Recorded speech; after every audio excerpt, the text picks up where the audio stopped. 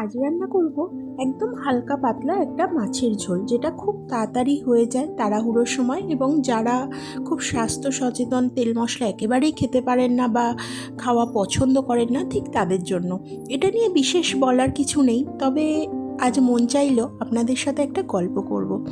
একদিন পুজো মণ্ডপে আমি বসে আছি, হঠাৎ একটা বেঁকা আংটি, গোল্ডেন কালারের আংটি পড়ে আছে। সবাই পা দিয়ে এদিকে ঠেলে দিচ্ছে, ওদিকে ঠেলে দিচ্ছে, কেউ মারিয়ে চলে যাচ্ছে। অনেকক্ষণ ধরে বিষয়টা আমি লক্ষ্য করছিলাম।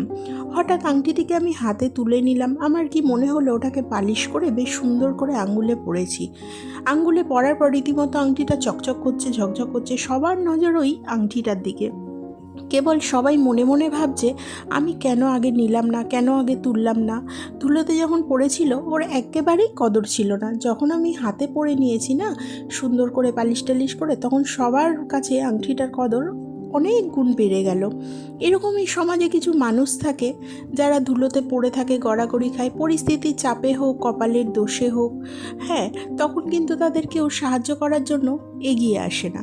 কিন্তু আপনি যখন কোনো মানুষকে টেনে ওপরে তুলবেন, আকাশের তারার মতো মানুষটা ঝকঝকে চকচকে হয়ে যাবে না, ওই আংটির মতোই মানুষটার দিকে সবার নজর থাকবে। সবার তার সঙ্গে কথা বলতে চাইবে, সবাই তাকে পেতে চাইবে, কত রকম পরিচয় বানাবে।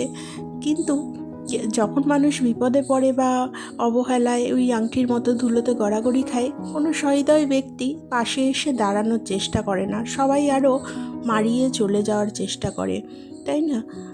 এর থেকে, এই ছোট ছোট জিনিস থেকেই আমরা অনেক শিক্ষা পেয়ে থাকি। যাই হোক, সবাই ভালো থাকবেন, সুস্থ থাকবেন, সবাই সবার পাশে থাকবেন। মানুষ হয়ে মানুষের পাশে থাকা আমাদের কর্তব্য, তাই না? ভিডিওটি ভালো লাগলে একটা সাবস্ক্রাইব করে দেবেন।